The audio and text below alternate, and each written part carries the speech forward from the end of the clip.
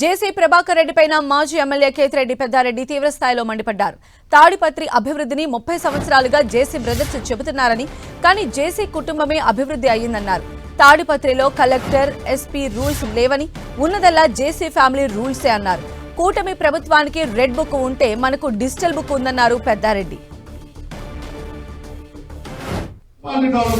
జేసీ కుటుంబం డెవలప్ అవుతుంది తప్ప మున్సిపాలిటీ డెవలప్ అయ్యే ప్రసక్తి లేదు. పోలీస్ అధికారులు అమ్మాయిలు కూడా వేధిస్తారు. తాడుతున్నారు. ఎవరో పోకిరి ఆక్రమణలు చేసే పని పోలీస్ అధికారులు చేస్తారు. ఫోన్ నెంబర్ తీసుకొని టార్చర్ పెట్టుకుంటూ ఉన్నారు. ఇక్కడ ఎస్పీ, కలెక్టర్ అనేవాడు లేడు తాడిపత్రిలో. ఏదున్నా చేసే కుటుంబమే.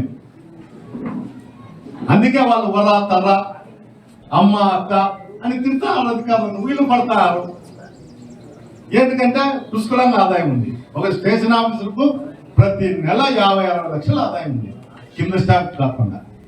అట్లా తప్పుడు యా ఎస్పీ ఏం చేస్తాడు, యా కలెక్టర్ ఏం చేస్తాడు.